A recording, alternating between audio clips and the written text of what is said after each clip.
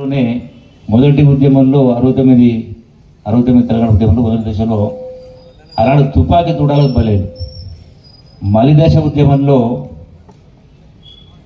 ఆత్మహత్యలు జరిగినాయి, ప్రాణత్యాగాలు చేసి లక్ష సాధన కోసం.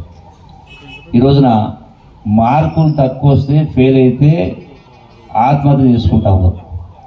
ప్రేమించిన అమ్మాయి పెళ్లి చేసుకోవాలని ఆత్మహత్య చేసుకుంటా ఉన్నారు. ఆస్తుల కోసం రకరకాల కన్న తల్లిదండ్రులనే బలిసకారం చేస్తున్నాం. అంటే ఇవన్నీ కూడా రూపుమాపాలంటే ఆ యొక్క కలుషితమైన వాతావరణాన్ని మళ్ళీ మన సంస్కృతిని సాంప్రదాయాలను మనం పెంపొందించాలంటే ఈ చదువు అనేది ప్రధానం. కాబట్టి ఖచ్చితంగా ఈ యొక్క గ్రంథాలను బలోపేతం చేసే కార్యక్రమం చేయాలి. ప్రభుత్వ పరంగా చేసే కార్యక్రమం చేస్తుంది. మనం కూడా చాలామంది చాలా రకాల సమాజ కార్యక్రమం చేస్తూ ఉంటారు. మనం చూస్తూ ఉన్నాం, విగ్రహాలు పెడతా ఉన్నాం, కోట్ల రూపాయలు ఖర్చు పెట్టి విగ్రహాలు పెడతా ఉన్నాం, విగ్రహాలకే పరిమితం అవుతా ఉన్నాం. రకరకాల మహానుభావుల విగ్రహాలే, వాళ్ళు చెప్పింది మనం పాటిస్తలేం, విగ్రహాలకు మాత్రం కోట్లు ఖర్చు పెడతాం.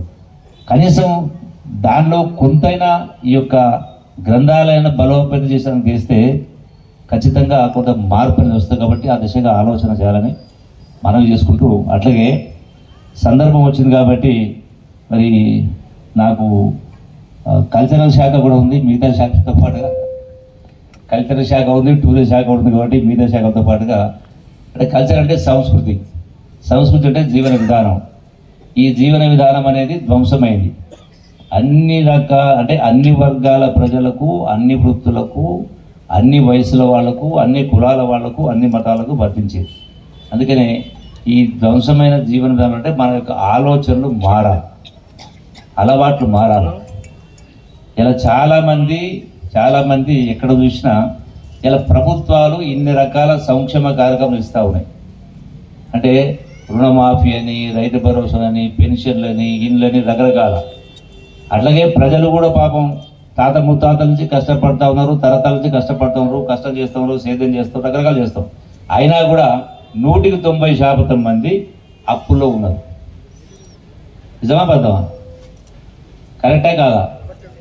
ఇక్కడ కనుక నేను చేయొద్దని అడిగితే అప్పులు ఉన్నోళ్ళు చేయొద్దనంటే ఎంతరా?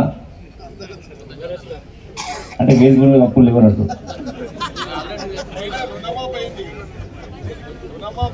అంటే కొందరు సిగ్గుపడేద్దలేరు.